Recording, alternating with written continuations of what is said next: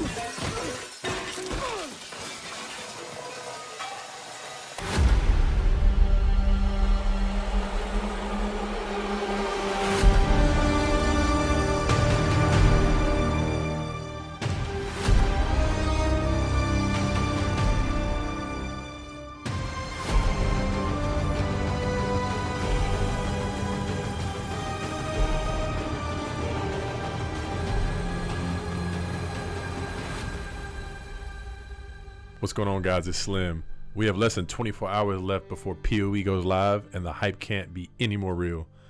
Just the other day, GGG officially posted ascendancy classes, and I can finally kind of web together my thoughts and ideas in depth of what I'll be doing and starting tomorrow. Specifically, I'll be going over plans for launch with a bit of theory crafting and discussions for build planning. After looking around at all the ascendancies, I've decided that I'll be starting Chronomancer tomorrow at launch. Let's take a look at the full ascendancy. I'll post it up on the screen for you guys. Where the Chronomancer is very new, there is a lot of mystery to be solved, but there is quite a bit of stuff you can do with this ascendancy. There are many different avenues she can be driven down. The flexibility and utility on her kit seem to allow her to have many unique playstyles. You just have to experiment and find out what those are. Okay, so I'm going to start with Now and Again.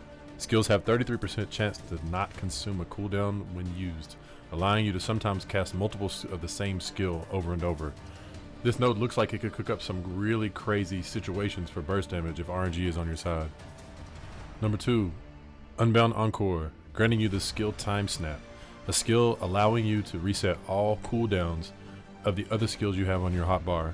It comes with a hefty 60-second cooldown though. And then there's the big one, Ultimate Command, grants you the skill Time Freeze, releasing a large wave that stops time for all enemies for a duration.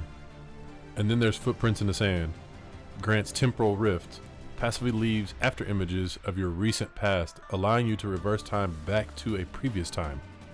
Quicksand Hourglass, every 12 seconds gain 50% more cast speed over 4 seconds. Apex of the Movement, enemies in your presence are slowed by 20%. Circular Heartbeat, 30% of damage taken recouped his life. This has been changed from PoE1 with recoup being over 4 seconds to PoE2 being 8 seconds. And last but not least, the Rapid River. Recoup effects instead occur over 4 seconds. So as you can see, the Chronomancer has crazy potential to have some beautiful kit setups given the right hands and the right minds on the project, right? But out of these 8, I have specifics that I will be starting with on early access launch tomorrow. So the first node I will be taking as my first ascendancy will be Apex of the Movement. This node slows all enemies' action speed. I want to emphasize action speed in my presence by 20%. Note that this gets weaker as you run into higher tier mobs. In combination with things like freeze, chill, and temp chains, this could stir up to be a very potent node while also being a solid way to learn the game the first time, slowing down the pace and slowing down how much damage I am receiving while learning the game. As my second, I will pick up Footprints in the Sand, granting me Temporal Rift. Temporal Rift allows you to reverse time If you made a mistake and found yourself in trouble, you can revert time and get out of a sticky situation, restoring all life, mana, and energy shield you had 4 seconds in the past. It's not the best node, obviously, the one that I would want, but it allows me to get to the node that I am after. And that node is Ultimate Command, granting me Time Freeze. Time Freeze allows you to freeze monsters in a radius around you for a specific amount of time. This can be modified by increased duration, further pushing the time you held them still. Note that this skill has diminishing returns the more you continue to freeze a monster. And as my final pick, I will be selecting Quicksand Hourglass. Every 12 seconds, gain 50% more cast speed for 4 seconds. This equates to an average of 16% more cast speed when just regularly playing. Moving on to some gym talk. Even though this game is brand new, we know minimal about it, I do have some gems in mind that I would like to use in my initial setup. I'll throw some of those examples up on the screen right now for you to see. These are just a few of many skills and support gems that I've decided that I'm going to use when I start the game. There are so much more to discover and so much more exploratory ways of building a character skill-wise. I will 100% be tinkering with minions, cold, slows, temporal chains, and cold spells. I promise you I will be tinkering with those. 100%.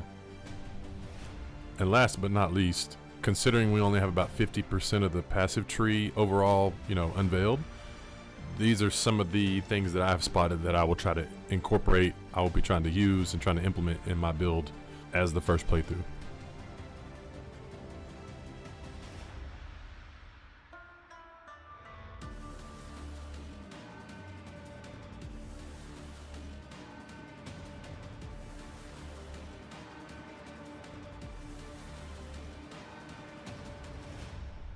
And that wraps up this video, man. I really hope you guys enjoyed this. I hope you guys gathered something from this. Take what you need from it. I hope that you guys come back and tell me what you have discovered yourself about this type of build. And man, as we push through the game and learn more about it, you're going to see how awesome this game is. I hope you guys that are new watching really grasp and absorb this game, because there's so much to learn. And this game is beautiful if you can figure it all out. I promise. I hope to see you guys on Twitch. I hope to see you guys around. Best wishes, and may you drop a mirror. I'll see you guys on the next one.